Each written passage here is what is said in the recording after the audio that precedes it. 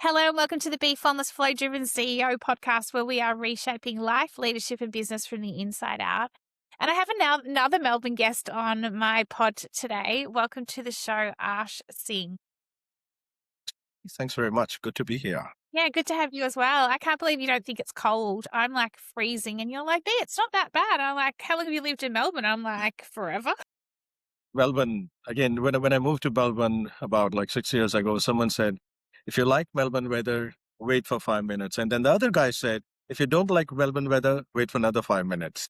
Yeah, it changes. We quite often get the 4 seasons in one day. I want to say a big shout out to the listeners. Hello, everybody. Thank you so much for listening to my show.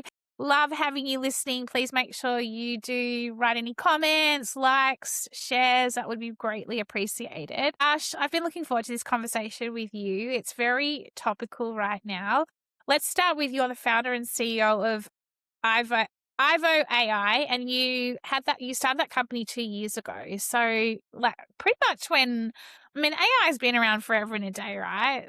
It seems though a couple of years ago it really started to take off, and it is more than taking off now. And you're also a fractional chief AI officer. So no doubt you're in huge demand because every business it'll be interesting to get the stats from you anyway to understand how much uptake, how many businesses are still not yet embracing AI. You've spent much of your career, though, exploring a question that's becoming increasingly relevant in this age of AI, and that is, how do we use technology to create more human freedom? The word freedom is coming up a lot with a lot of the conversations I've been having a lot lately. Never heard the word freedom as much as I have in business before. And so, yeah, we will talk a bit about that freedom piece as well, because I think there is something really interesting in the human freedom piece that we have not seen before either. An important inflection point emerged when you stopped chasing credentials and started building systems that solve real problems. And that shift reshaped how you lead and how you help businesses grow. I love that you're giving the smaller businesses access to the same strategic advantages that traditionally are reserved for much larger organizations. It's almost like that battle of the bigger corporates and then the smaller businesses. And quite often there's this, it's been an imbalance. So I love that you're supporting that. And then today through BAOS, which is your buyer's agent operating system framework, you help founders remove operational bottlenecks, reclaim their time, and build businesses that can scale without depending on them. Your journey reflects a shift from proving expertise to creating leverage. And at the heart and soul of your work sits a simple question, and that is, what becomes possible when technology gives people more freedom instead of more complexity? Absolutely, B. You touched one really good word, freedom.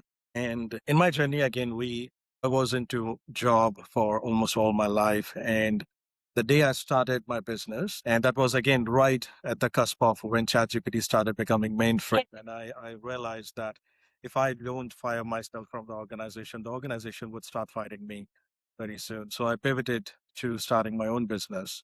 And then through that whole journey of myself exploring as an entrepreneur, working with businesses, I realized that all the businesses, especially the small and medium businesses, the founders and the CEOs of those businesses, they are trenched deep within that business. It's just like the whole business is standing on their shoulders. They can't even take a day off. And even if they take a day off, they're always on the phone calls. So this technology now starts giving us with AI, this technology gives the same advantage that larger enterprises and larger business owners they have is the freedom through automating everything what these guys they would do manually.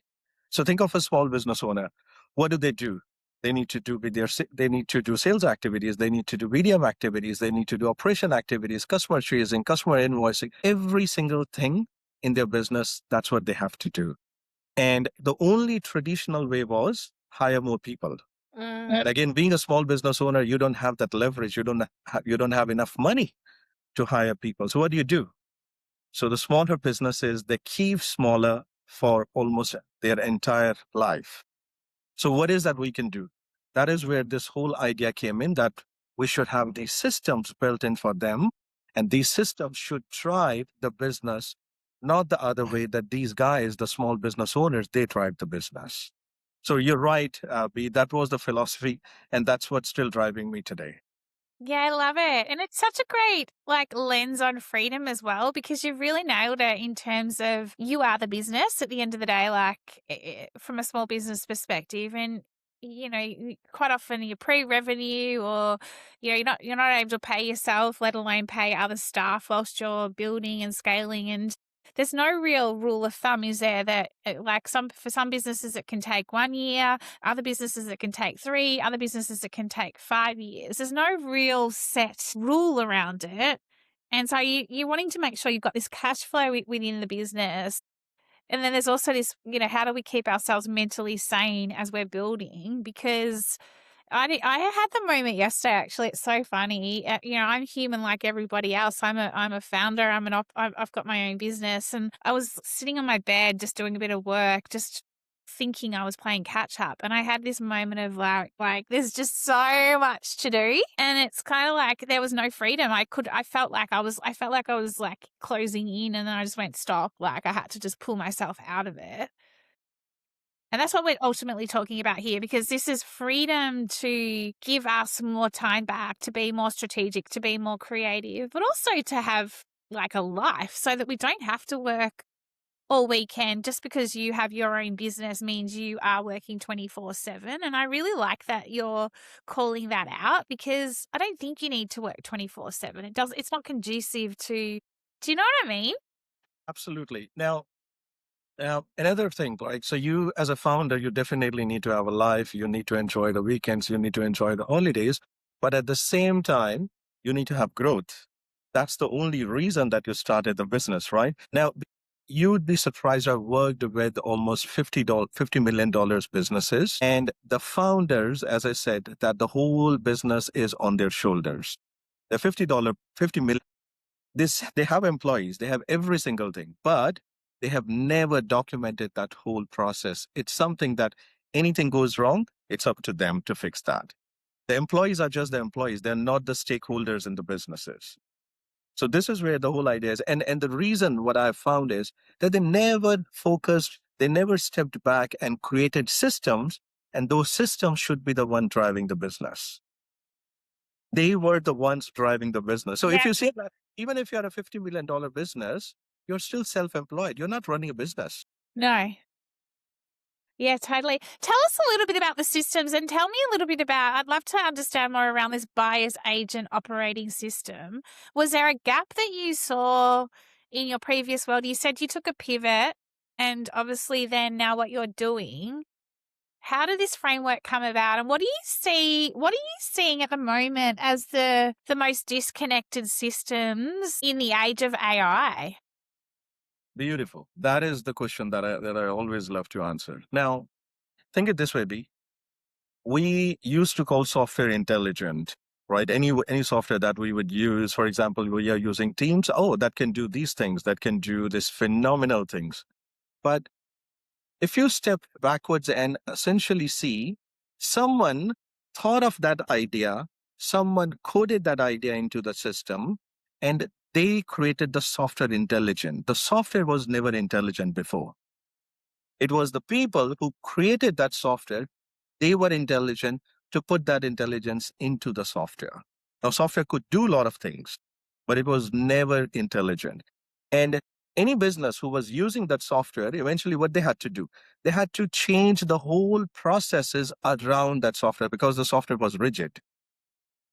Now, the age where we are in right now, it is outcome as a service, not software as a service. Outcome, what do you need to do? And the software should drive that way. So the idea was that people, processes, and technology, this framework has always been there. That any system, anything that we want to bring in has to be a mix of people, processes, and technology. But the technology component was so big into the businesses, but again, at the same time, rigid. So how do we bring that component and make sure that component actually works for the business? Yeah. So that was the whole idea behind creating this BOS framework, specifically for buyers agencies who had so much work coming in and they did not have any systems. Even if they had systems, those were very rigid. And every single thing was broken in the way. So in a typical buyer's agency system, we have leads coming in and someone actually qualifies those leads.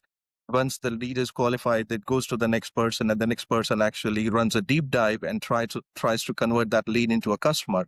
Once that's converted into a customer, then it goes into the next way where now there are operation people who are trying to find a suburb, who are trying to find a property, who are trying to actually convince you as a customer in buying into that property. And once that's done, then the whole process of inspections, whole process of making sure that all the documentation, every single thing is done. So the journey is very large, but it was broken in the whole business. And even though, as I said, that they had these software systems were not talking to the next one. So No. so the whole idea was people would fill those gaps. And that is where, again, tying it back to that freedom. If people are filling those gaps, the founders, they can never achieve the freedom through these existing software.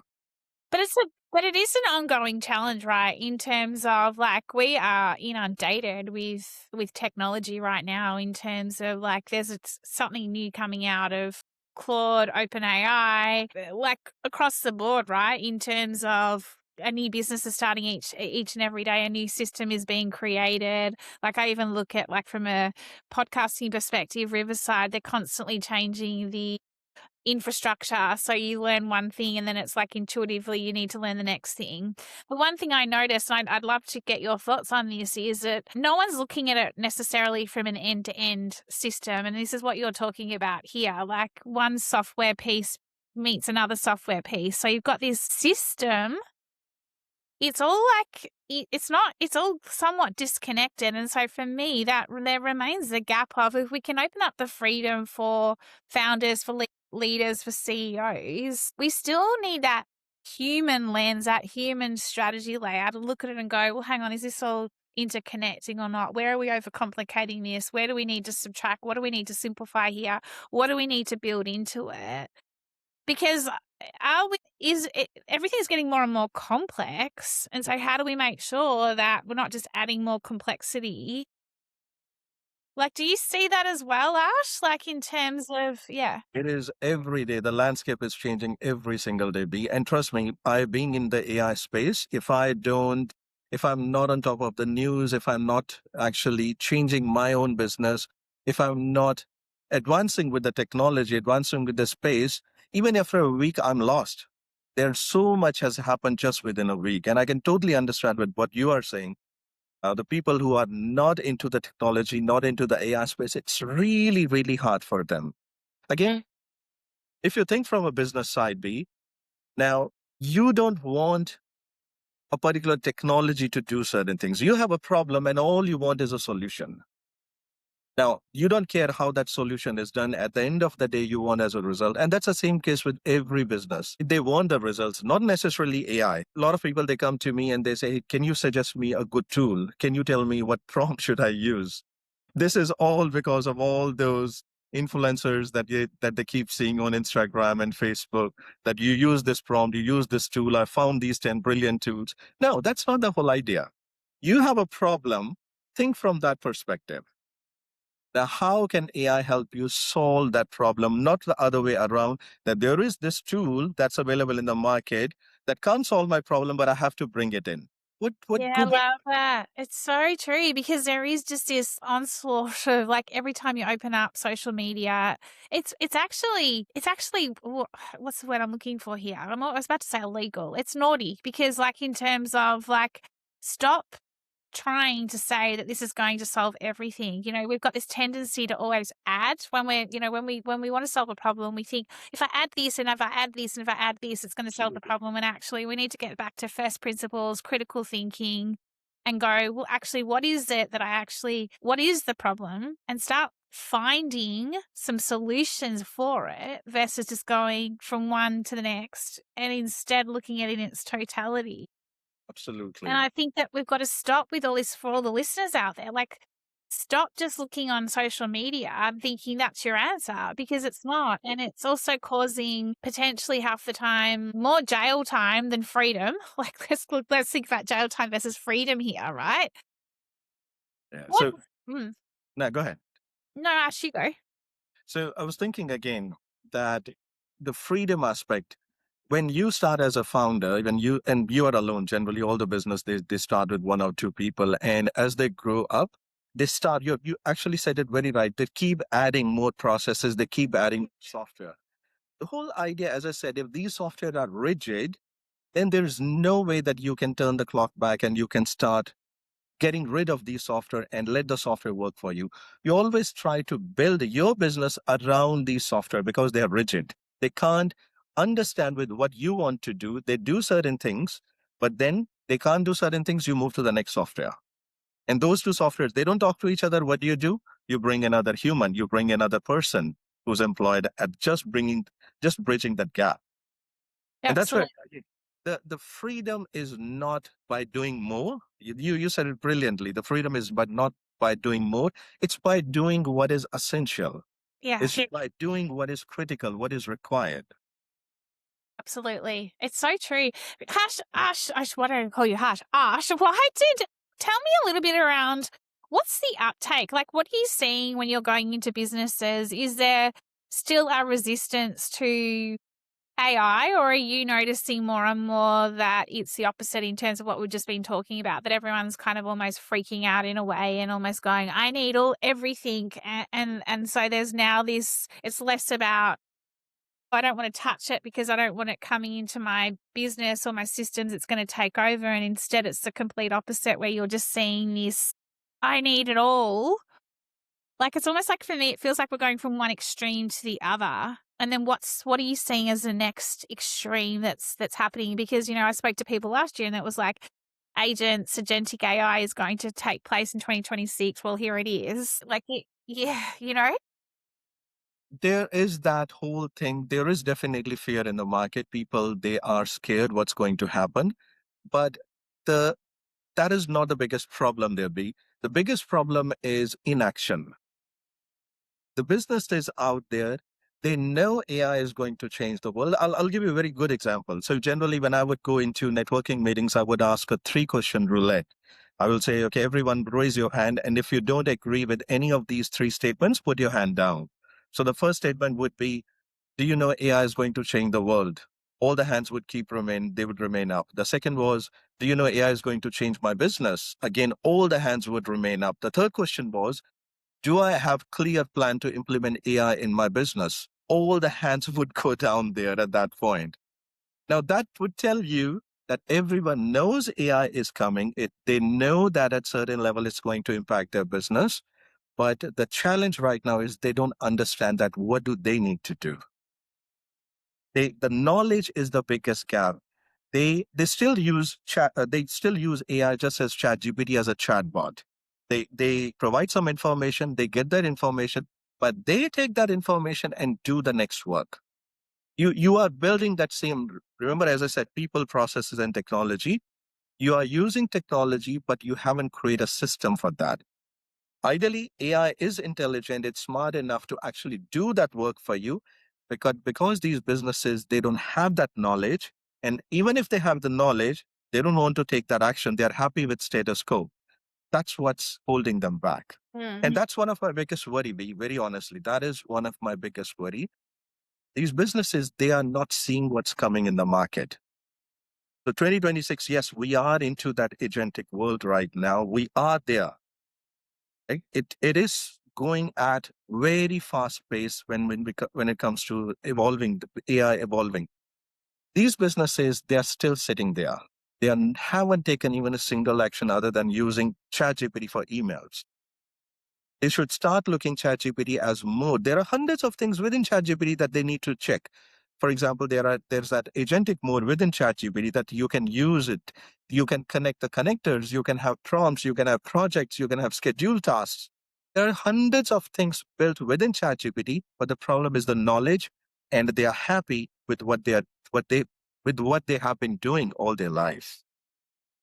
And does that come back to, like, if we go right back to this rigidity piece that you were talking about, right? Like, if you think about, if you think about proving expertise or doing the status quo, it's been A to B type of a process, right? If we think about problem solving, and what we're talking about here is that it's kind of like taking the blinkers off, for example, and thinking about leverage and how do we leverage the different, I guess, technology, what we can be doing within, a Claude or a chat GPT, as a starting point. I mean, there's so many more. There's Perplex. There's heaps of different models that we can be looking at.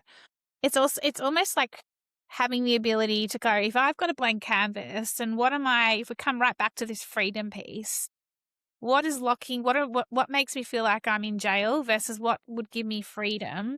Like, if we got right back to basics, that would be the starting point, surely, wouldn't it? Absolutely, absolutely, B.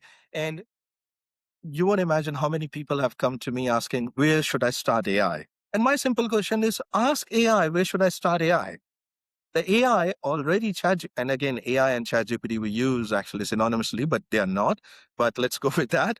So you ask ChatGPT that it already knows about your business because you have been using it. Ask AI on again the problem that you have and help me understand how can I navigate through that problem. Do I need to build a system? And again, system doesn't mean technology, remember. System could be just the complete manual and processes system. Yeah. But if it can build technology, yeah, nothing like that. But at least everyone should start going and exploring more, should be learning more. Not just sitting as that pigeon who's waiting for the cat and close the eyes and they sit there and say that there's no cat there. So why then, Ash, do you think we're staying in this rigid space versus being more nonlinear and this ability to be able to use our intuition, our data, all the different feels? Like, what is it? What is the holdback or hold? I think again people are still comparing AI revolution with all the other revolutions that we have had in the past. So all the other revolutions start from, let's say, agricultural revolution to industrial revolution to this information technology side. We humans were on the top. We humans were the intelligent beings there. So all the people almost, they think that, all right, this is a new thing that has come up, but my business, I'm the one who will always drive that business. That technology will never surpass me. That is the wrong belief that these guys, they have. Imagine two businesses, one doing everything the traditional way and another using AI. Now, AI, as I said, can help you create your own employees, can help you provide that additional IQ points, which you never have. It is that intelligent being who knows every single thing about the world. All you need to do is ask in the right way. So this business would certainly grow much, much more and much more faster. And this traditional business would never be able to catch up. Only challenge is these businesses, they're still thinking, it's just another technology. My business, I know how to run it. Nothing's going to happen there. So it's that knowledge gap. And even if they have that knowledge, the cost of inaction is going to be huge for these guys. Mm. So you're saying this is the first revolution that is not human led. This is technology led. So then my question back to you on that is, like, I get it. What is the human's role as we go forward? Like, like, if we're now moving into this revolution, because for someone who has no knowledge of AI and you go and make that statement, they're like, well, then I'm obsolete. So there's that fear, there's that resistance. Beautiful, beautiful. You said something awesome, B. Now, I generally take a very simple example. In future, surgeons won't be needed, but nurses would be needed. This is again my belief. I don't know how would that happen, but I very strongly believe that surgeons won't be needed in the future, but the nurses would be needed. And the difference comes to transaction versus emotion. The surgery, if you see, is a transaction. The surgeon comes in, operates on that human, goes out. The human may never even know the surgeon's name. But the moment we come back to consciousness, what happens? We crave some human touch. We crave some emotions. That is the gap that nurses would fill in. So in any business, the transaction part, which is almost everything within their operations, almost everything when it comes to talking to vendors, to their partners, can be completely taken care by AI. But the human part is where we need to have more sales, where we need to have customer touch points. We need to have customer onboarding. We need to have customer service. These are the points where we humans would be needed more. Very soon, this is again my feeling that very soon, all these call centers, they will fall back to humans because that would be the distinction factor. They would say, make sure that you as a customer are always treated well.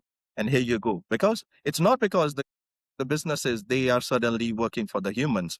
It's only because every single thing else in their business is managed by AI, managed by technology. And what would human do? They would bring these all the employees to the point where they are touching the customers just for that emotional connect. So humans are actually elevated in this. Like they're actually elevated. The roles, like the role evolves, like in terms of the part they play. Like it comes back to being more soulful, more empathetic, more relational, all the stuff that we're meant to be versus all the stuff that we're doing across the board. Like there's nothing worse than having a transactional relationship in business. It's the worst. And you can always tell when, you engage with somebody and they're in a hurry, they're not being present. This is going to allow us to be far more present, to be better communicators, better working relationships, better everything essentially is what you're talking about. And also the freedom to have lives just beyond working. Absolutely. Absolutely, B. You have said it better than me. Yeah. Absolutely. That's what's going to happen. I love that. So a couple of final questions for you, Ash. What are you seeing as the next big part of this revolution that we're in? Like I said earlier, last year it was agentic AI. Like what's the next big thing that you feel is coming? Again, it depends on what level of business we are talking. If we are talking businesses who have never even started, getting to that agentic level itself is a huge thing. But the businesses who are at that level now, the next big thing is the security, the data security and data constraints. Yeah. So what my vision is that right now it's a gold rush. You would see again thousands and thousands of influencers on YouTube, Facebook, everywhere talking about AI. And it's a gold rush because they want to mint that whole era right now. Eventually, it will start coming down to the people who can actually provide value by just not talking, by providing these agents, by creating these agents, but also at the security level. Yeah, I agree. So security is going to, and when we get to that level, every business, they need to keep the data sacred. They need to make sure that the guardrails that they have put onto AI, those are respected.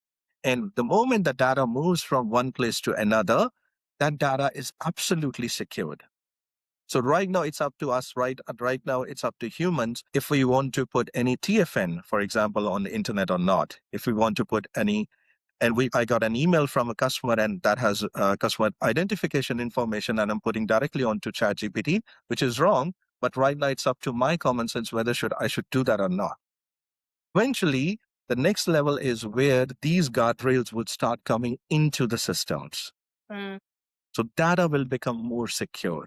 Yeah. Yeah. It's so important. It's like when you talk about the gold rush, I absolutely love it because I just think there's a limited amount of long-term strategic thinking happening at the moment also. Like there's I'm going to start a business and I'm going to make it an AI business. And it's like, let's get under the bonnet of it. It comes back to this problem solve, like when you talk about the gold rush. And I think this also for me comes back to redefining what success looks like. Because if you're just chasing fast cash or fast money, your business won't exist in 12 months, 24 months, because you haven't built the foundations around it. So coming right back to the systems as well. And I think that a lot of businesses will look into it more to go, does it have the right agentic solutions? Does it have the right security to protect my data? Is it ethical? Is it aligned to what I'm all about as well? I think that's where we're heading also. There's a lot of shiny offers out there at the moment that are Ethics. Yeah. That's a good word that you said, be ethical, whether my systems are ethical or not. And ethical is not something that, okay, it's created by a company that believe in green emissions. It's not just those ethics. It's actually our personal code of conduct as well. Right? What do I believe in? Whether my solutions, do they adhere to that or not? Right now, again, as I said, the software in the market, we just get the software because there is no much of there are not many options. Eventually, Every single software will be customized to a business running for them, and no two softwares will be alike. No. So that's where your ethics, actually, the things that you believe in, they get the systems, they get that soul of your beliefs. Yeah, I agree. I agree. Ash, what a great conversation. If there was someone listening here that was like having a few little conniptions around, I don't have any agentic AIs set up, I don't have a system, put technology aside. Like it's almost like get your system in order first, or your vision for the system, and then what do you need to bring into it? What would be your first step? Awesome. So the first and foremost thing that they need to believe in is the value of knowledge is getting to zero these days. What that means is that anything that other person can do, a large enterprise can do, you can do as well. It's just that you need to go and you need to learn AI yourself. There is absolutely no escape. You can hire consultants, you can hire these big AI companies. Yes, of course, they would do. They would do good things for you. But at the end of the day, there is no escape for you as a person to not learn AI. You have to learn AI, and that will drive your growth forward. That will drive your personal growth. That will drive your professional growth. It'll also grow your decision on which software you implement back to ethics and back to like what works for you. I love that. Basically, you're saying you can go and pay X amount of dollars to all these different consultants. It starts with you though, and upskilling yourself. If I think there's also just an element of just playing with it and the ability to like use your intuition and just see what works with you. Like it comes right back to like, rather than thinking you have to do this, and this, what if you just went in with a beginner's mindset and had that ability to be non-linear and get rid of all the rigidity and think about, if we put freedom over the top of this, how fun is it? We are talking about utopia, Yeah. that fun world, right? Yeah, well, we totally are, Ash. Oh my gosh, what a great conversation, Ash. How do we find out more about you and all your tips, tools, your framework? How do we find out more about you? Always connect with me on LinkedIn. And, it's the full name Arsh Singh. Just search for Arsh Singh Melbourne, Arsh Singh Aivo AI. You can always find me. But again, as I said, you don't need consultants like me. The first step is always you. Start believing in yourself. Start working towards your own improvement. And then if you need, hire me, hire other consultants. I love it. Love it. I love the way you're giving back as well, Ash. Like it's such a great conversation. Thank you so much. I've thoroughly enjoyed this and had a lot of takeaways myself, thinking about my own business ticking away and going, what do I need to be upskilling more and more? It's a continuous evolution, isn't it? Evolution personally, professionally, all of that. So have a wonderful day and rest of the week ahead, Ash. Awesome. Awesome. Thank you, V. Thank you so very much. No, thank you. Take care.